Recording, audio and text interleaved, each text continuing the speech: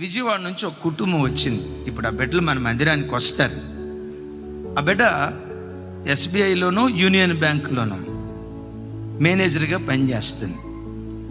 నెల్లూరులో ఆ బిడ్డ ఉద్యోగం చేసేటప్పుడు మన లైవ్ బిడ్డలు రెగ్యులర్గా చూస్తారు. ఒకసారి నేను విజయవాడ వెళ్ళినప్పుడు ఆ తల్లి పేరు అన్నామణి, ఆ పాప పేరు నేను చెప్పలేను కొన్ని ఇబ్బందులను బట్టి, వాళ్ళ అమ్మ పేరు అన్నామణి. సరే ఒకసారి హైదరాబాద్ వచ్చినప్పుడు మన మందిరానికి వచ్చారు. ఫోన్ చేశారు, అయ్యా ఇట్లా వస్తున్నాం, ఒకసారి మందిరాన్ని చూడాలి, రెగ్యులర్గా లైవ్ చూస్తూ ఉంటాం, మా పాప కూడా నెల్లూరు నుంచి వచ్చింది, మందిరానికి వచ్చామయ్యా అని ఫోన్ చేసింది. నేను లోపల గదిలో ఉండి బైబిల్ చదువుకుంటా ప్రార్థన చేసుకుంటా ఒక అర్ధగంట తర్వాత వచ్చాను. అర్ధగంట తర్వాత వస్తే పై ఫ్లోర్ బాల్కనీలో ఆ తల్లి వాళ్ళ కొడుకు అక్కడ ఉన్నారు. అమ్మ పాప ఏదమ్మా అన్నాను. మందిరంలో ఉందయ్యా అంది. అప్పుడు వాళ్ళ బాబు రాలేదనుకుంటా, మందిరంలో ఉందయ్యా అని.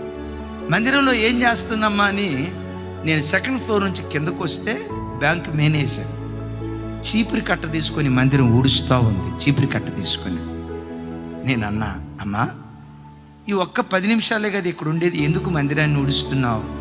ఆ బిడ్డ ఏముందో తెలుసా, చిన్నతనం నుంచి దేవుని మందిరంలో ఇలా పరిచర్య చేయటాన్ని బట్టే వెధవరాలి కుమార్తెనైన నన్ను బ్యాంక్ మేనేజర్గా దేవుడు నిలవబెట్టాడయ్యా. చేసిన పరిచర్య దేవుడు మర్చిపోలేదయ్యా. అయ్యా నేను ఇంకా తగ్గించుకొని బ్రతుకుతాను, నేను మందిరానికి వచ్చి చీపురి కట్టబట్టుకొని ఊడుస్తూ ఉంటే అమ్మాయి కొద్దిసేపే కదా ఉంది. అయ్యా ఈ అవకాశం ఇంకోసారి నాకు దొరికిద్దో లేదో, మరలా ఈ ప్రాంతానికి వస్తానో లేదో. దేవుని కృప, ఇప్పుడు ఆ బిడ్డకు హైదరాబాదే ట్రాన్స్ఫర్ అయింది. హైదరాబాద్ అబ్బాయినే వివాహం చేసుకుంది. ఇందాక సెకండ్ సర్వీస్కి వచ్చారు బిడ్డలు. సెకండ్ సర్వీస్ నా చేతులెత్తి మిమ్మల్ని దీవిస్తున్నా. అయ్యా నా వైపు చూడండి.